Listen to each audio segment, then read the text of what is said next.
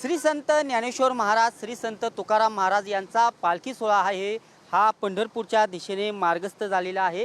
पालखी सोहळ्यात खरं तर ठिकठिकाणी अनेक ठिकाणी अन्नदान सेवा असेल किंवा वारकऱ्यांच्या वतीने अनेक वारकऱ्यांसाठी सेवा केली जात असतात। अगदी जे वारकरी आहेत ते विठुनामाच्या नामस्मरणात अगदी विठ्ठलाचं दर्शन घेण्यासाठी अगदी मग्न होऊन पंढरपूरच्या दिशेने निघालेले पाहावयास मिळत आहे।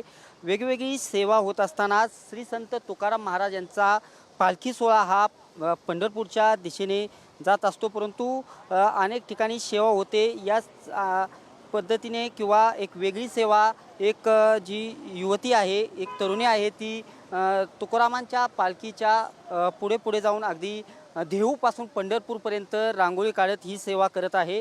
आपल्यासोबत ती तरुणी आहे, आपण तिच्याशी बोलण्याचा प्रयत्न करत आहोत।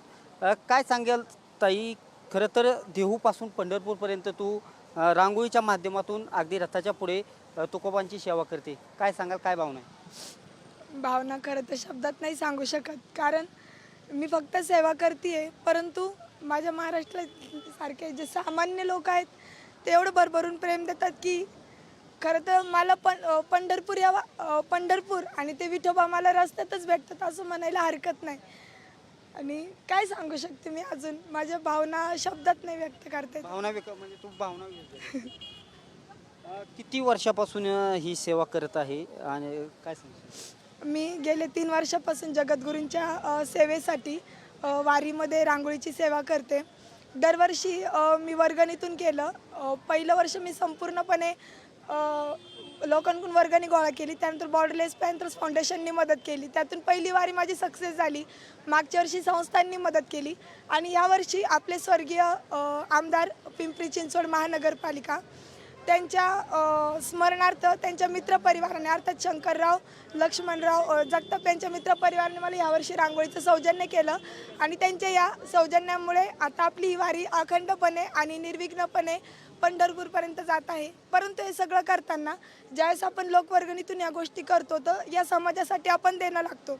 तर मोस्टली आता बघितलं तुम्ही या अशा रांगोळ्या करतोच आहेत। या व्यतिरिक्त ज्या ठिकाणी सोयीस्कर जागा असेल तिथं समाज प्रबोधनाच्या रांगोळ्या देखील करण्यात येतात, भव्य दिव्य रांगोळ्या असतात आणि अशा पद्धतीची ही सेवा तिथपर्यंत जाते। आणि हे सगळं करत असताना ही कसं काय म्हणजे सुचलं? गाव कोणतं तुझं, कुठून?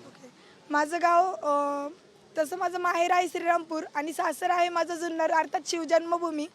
आणि त्याबद्दल मी थोडंसं सांगते आमच्या शिवजन्मभूमीबद्दल। जगद्गुरूंना ज्यांनी गुरु मानलं ते छत्रपती शिवाजी महाराजांचं जन्मस्थान आमचं जुन्नर। जगद्गुरूंनी ज्यांना गुरु मानलं ते बाबाजी चैतन्य महाराज आमचे ओतूरचे।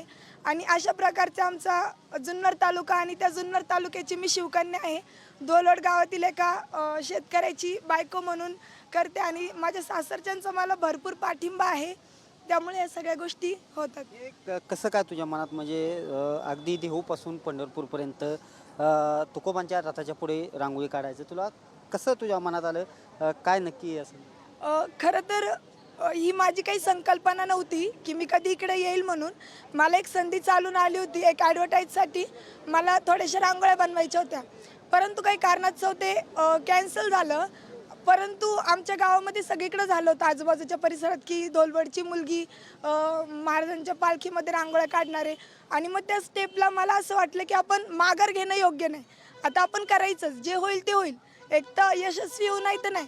परंतु योगायोगाने कदाचित महाराजांना आणि माझ्या विठोबाला ती तळमळ माझी दिसली असेल की सेवा करायची म्हणून, आणि अचानक त्यातून मार्ग निघत गेले आणि अवघ्या 5-6 दिवसात त्यावेळेस नियोजन केलं आणि पहिली वारी माझी यशस्वी झाली। आणि तिथून पुढं मग दरवर्षी मी वारीला, कारण ती येडच लागलं मला।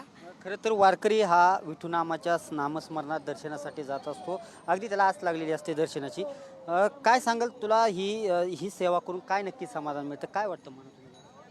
मी सांगू का की मला पदर कमी पडलाय घेण्यासाठी, आणि सगळ्यात जास्त जर मला देवाने कोणता श्रीमंत ठेवा दिला असेल ना तर माझ्या महाराष्ट्रातल्या वारकऱ्यांचं भरभरून प्रेम आणि आशीर्वाद, याच्यापेक्षा मला मोठं काहीच नको आहे।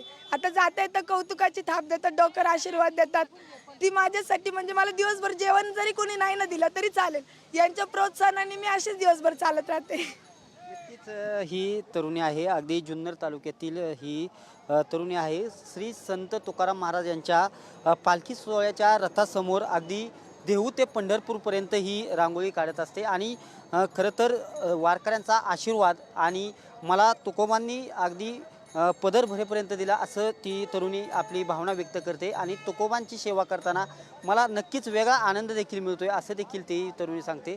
नक्कीच ती तरुणी आज चौफुला येथे आज महाराजांचं पालखी सोहळा जात आहे. एकंदरीतच ही रांगोळी ती पंढरपूरपर्यंत काढणार आहे. नक्कीच तिला वारकऱ्यांच्या वतीने नक्कीच शुभेच्छा भेटत आहेत, नागरिकांच्या वतीने शुभेच्छा भेटत आहेत आणि नक्कीच ती तरुणी पंढरपूरपर्यंत रांगोळी तुकोबांच्या रथासमोर काढणार हे आता तिने सांगितलेलं आहे. कॅमेरापर्सन अभिजित पिशेसह मी दीपक कापरे, TV9 मराठी, पुणे.